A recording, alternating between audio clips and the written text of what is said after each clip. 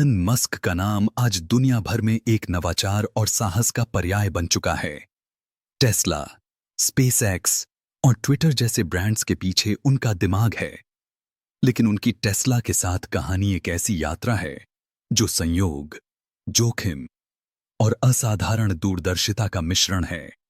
तो आइए जानते हैं कि कैसे एक दक्षिण अफ्रीकी लड़का जो बचपन में किताबों और कंप्यूटर कोडिंग में खोया रहता था, दुनिया की सबसे प्रभावशाली इलेक्ट्रिक वाहन कंपनी का मालिक बना। एलन रीव मस्क का जन्म 28 जून 1971 को दक्षिण अफ्रीका के प्रिटोरिया में हुआ था। उनके पिता एरोल मस्क एक इंजीनियर और संपत्ति डेवलपर थे, जबकि मां माए मस्क एक मॉडल और डाइटिशियन थीं। बचपन में एलन को किताबें और टेक्नोलॉजी का जुनून था। महज 10 साल की उम्र में उन्होंने प्रोग्रामिंग सीख ली और 12 साल की उम्र में उन्होंने अपना पहला वीडियो गेम ब्लास्टर बनाया, जिसे उन्होंने $500 में बेच दिया। यह उनकी उद्यमशीलता की पहली झलक थी।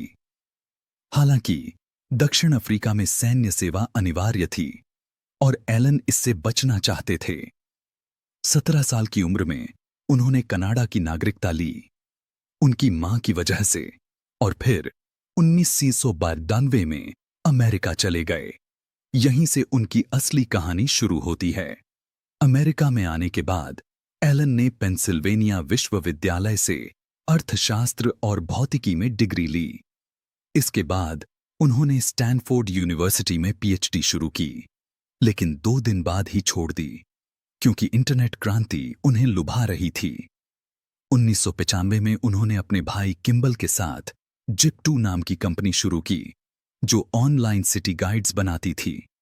4 साल बाद 1999 में कंपैक ने इसे $307 मिलियन में खरीद लिया और एलन को $22 मिलियन का लाभ हुआ। इस सफलता ने एलन को और साहस दिया। उसी साल उन्होंने X.com नाम की ऑनलाइन पेमेंट कंपनी शुरू की, जो बाद में पेपैल में तब्दील हो गई। 2002 में ईबे ने पेपैल को $8.5 बिलियन में खरीदा और एलन को $165 मिलियन मिले। ये पैसे उनके लिए एक पूंजी बन गए, जिसने उन्हें भविष्य के बड़े सपनों को साकार करने में मदद की। टेस्ला की कहानी 2003 में शुरू होती है, जब मार्टिन एब्रहार्ड और मार्क टारपेनिंग ने टेस्ला मोटर्स की स्थापना की। उनका लक्ष्य था एक इलेक्ट्रिक स्पोर्ट्स कार बनाना जो प्रदूषण कम करे और प्रदर्शन में पारंपरिक कारों से बेहतर हो। उन्होंने अपनी प्रेरणा निकोला टेस्ला, महान वैज्ञानिक और बिजली के जादूगर, से ली। एलन मस्क का टेस्ला से जुड़ाव एक दिलचस्प संयोग था। 2004 में जब टेस्ला अपनी पहली कार टेस्ला रोडस्टर पर काम कर रही थी, कंपनी को फंडिंग की सख्त जरूरत थी। एलन, जो पहले से ही इलेक्ट्रिक वाहनों और सौर ऊर्जा में रुचि रखते थे, इस प्रोजेक्ट से प्रभावित हुए।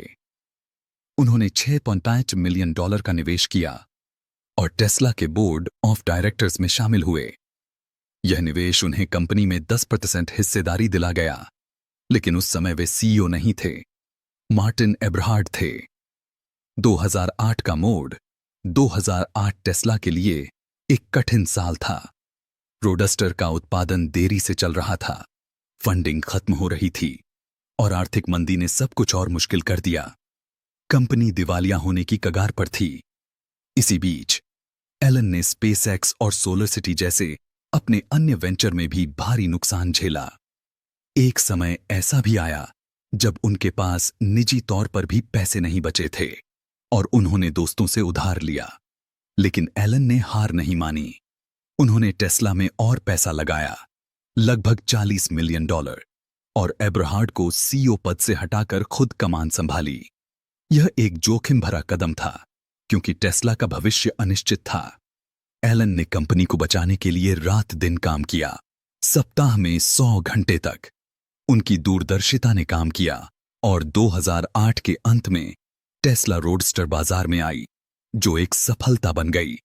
सीईओ बनने के बाद एलन ने टेस्ला को नई दिशा दी। उन्होंने मॉडल एस, मॉडल एक्स और बाद में मॉडल 3 जैसे वाहनों को लॉन्च किया, जो न केवल पर्यावरण के अनुकूल थे, बल्कि तकनीकी रूप से भी उन्नत। उनकी रणनीति थी कि टेस्ला सिर्फ एक कार कंपनी नहीं, बल्कि एक टेक कंपनी बने, जो सॉफ्टवेयर और आर्टिफिशियल इंटेलिजेंस पर आधारित हो। 2010 में टेस्ला का आईपीओ हुआ और कंपनी सार्वजनिक हुई। एलन ने अपने पेपैल और अन्य निवेशों से कमाए पैसे का बड़ा हिस्सा टेस्ला में डाला, जिससे उनकी हिस्सेदारी बढ़ती गई। 2018 में टेस्ला ने मॉडल 3 का बड़े पैमाने पर उत्पादन शुरू किया और कंपनी मुनाफे में आई। इस दौरान एलन की संपत्ति भी तेजी से बढ़ी, क्योंकि टेस्ला का स्टॉक मूल्य आसमान छूने लगा। एलन मस्क का रास्ता हमेशा आसान नहीं रहा। उनके ट्वीट्स, जैसे 2018 में टेस्ला को प्राइवेट करने का बयान, ने उन्हें और कंपनी को विवादों में डाला।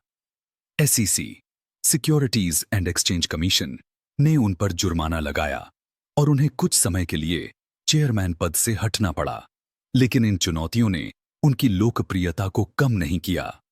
लोग उनकी साहसिक सोच और जोखिम लेने की क्षमता से प्रेरित हुए। आज एलन मस्क टेस्ला के सबसे बड़े शेयरधारक हैं। उनके पास कंपनी के लगभग 20% शेयर हैं। उनकी संपत्ति, जो 2025 तक $400 बिलियन से अधिक हो गई, ज्यादातर टेस्ला और स्पेसएक्स के शेयरों पर आधारित है।